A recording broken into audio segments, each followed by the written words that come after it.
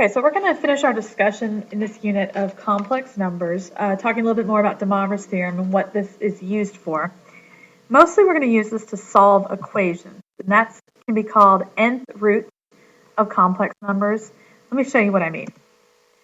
Let's suppose we're asked to solve the equation z to the n equals c, where c is some complex number. So for instance, the fourth root of 2i would be the solutions to the equation z to the fourth equals 2i.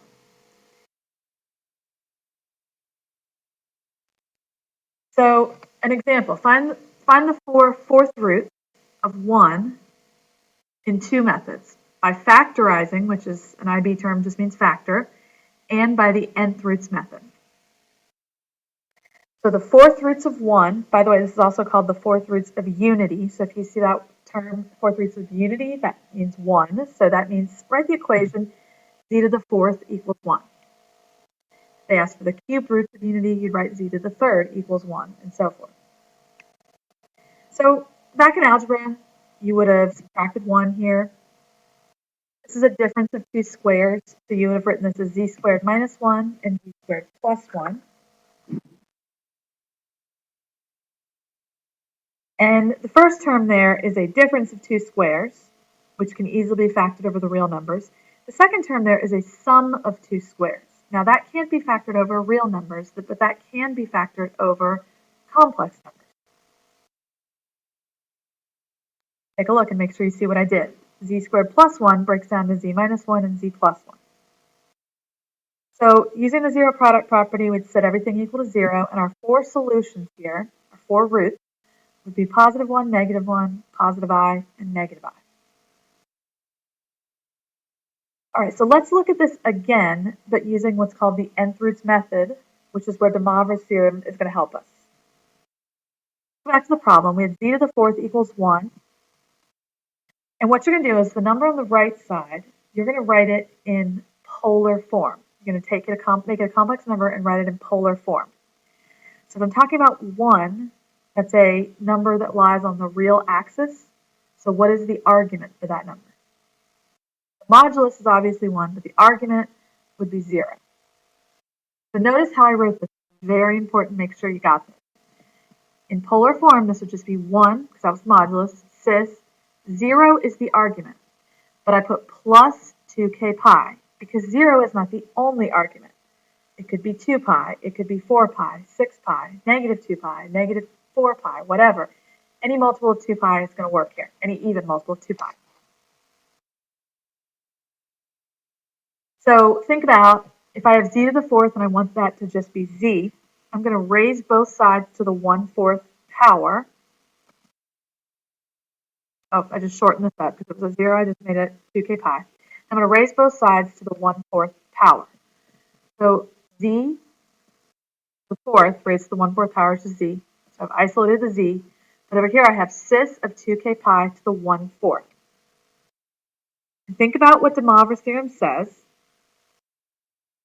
The coefficient is 1, so that'll be 1 to the 1/4. But the argument gets multiplied by the 1/4. The 2k pi gets multiplied by 1/4. I'm going to reduce this a little bit. And the four solutions for Demoivres theorem, we want where k equals 0, that would be the first solution. K equals 1, 2, and 3.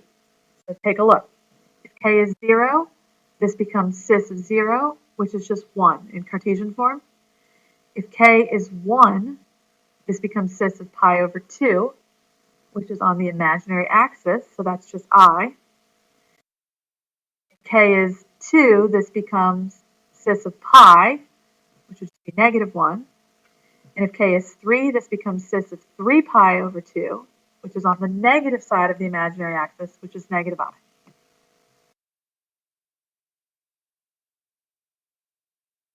Okay, let's take a look at another one. Find the fourth root of negative 4 in the form a plus bi, so that means they want the final answers in Cartesian form, and then factorize or break down the z to the fourth plus 4 into 4 linear factors. Hence, write z to the fourth plus 4 as a product of real quadratic factors. we're going to start off by writing z to the fourth equals -4. And we're going to write -4 in polar form. Okay, think about what that would be. Modulus is 4, but if I'm at -4, that means I'm on the negative side of the real axis. So the argument we could use for that would be pi. And notice I put the plus 2k pi because any multiple of pi will also work. So again, we want z by itself, so we're going to raise both sides to the 1/4 power.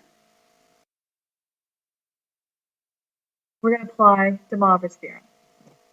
Demoivres theorem, remember, says the leading coefficient raised to the power times cis of the argument times the power of 1/4.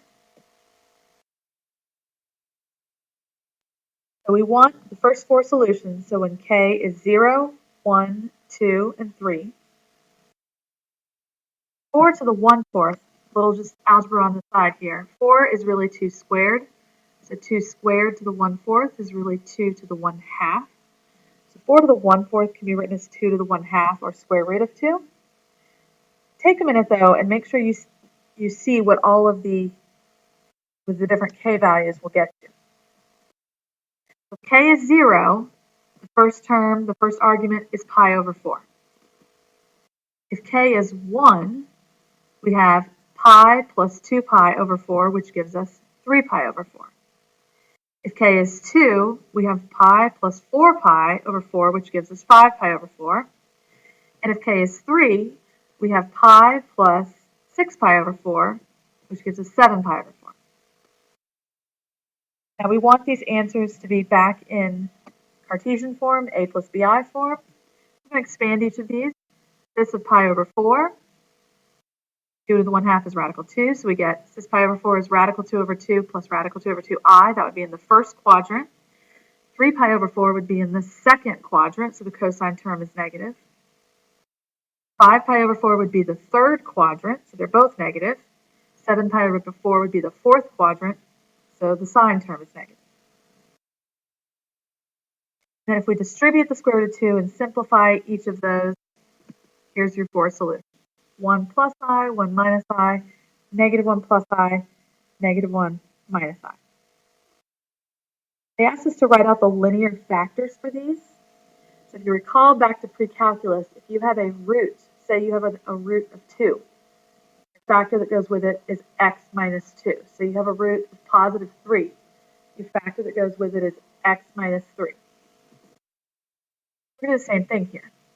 So for the first, the 1 plus I and the 1 minus I, your factors are z minus 1 minus I and z minus 1 plus I. The other factors, you get z minus -1 plus I and -1 minus I. The question said, also write as a product of real quadratic factors. We're just going to FOIL each of these out. And we get these two expressions.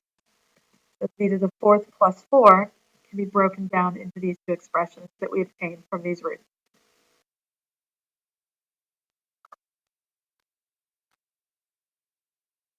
Okay, one last example that applies the same theorem, called the nth roots of unity. I think I mentioned this in an earlier PowerPoint, or maybe I mentioned it earlier in this one, but those are the solutions where you take z to the n equals 1.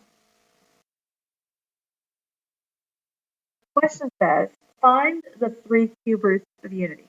In other words, that'd be z cubed equals 1.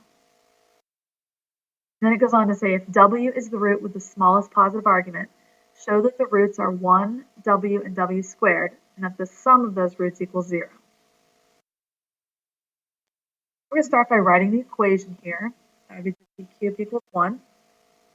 And I want you to transfer 1 to its polar form. Remember, the modulus is 1. The argument would be 0. Don't forget the 2k pi. That's essential to getting these questions right. So make sure you're putting that for every problem. Since this is a cubic or cube power, z to the 3rd, we're going to raise both sides to the 1/3 power this time to get the z by itself. And we're going to apply Demoivres theorem.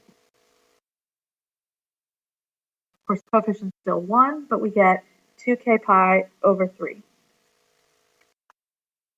We want the first three solutions this time, so we're going to write out where k equals 0, 1, and 2. So if k is 0, the first argument is just 0, so we have sys 0.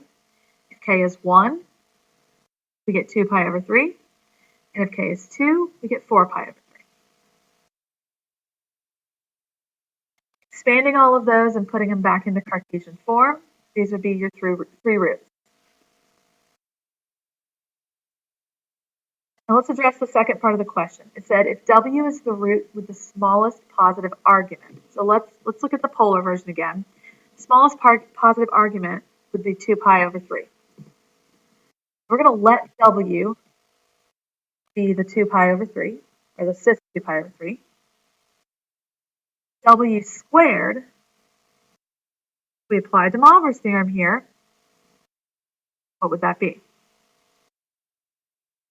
Multiply the 2 pi over 3 by 2, we just get this of 4 pi over 3.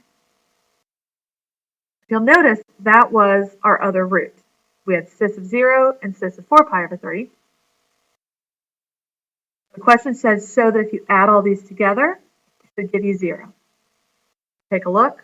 1 plus negative 1/2 plus root 3 over 2i plus negative 1/2 minus root 3 over 2i simplifies to 0. And that is what we apply Demoivres theorem on.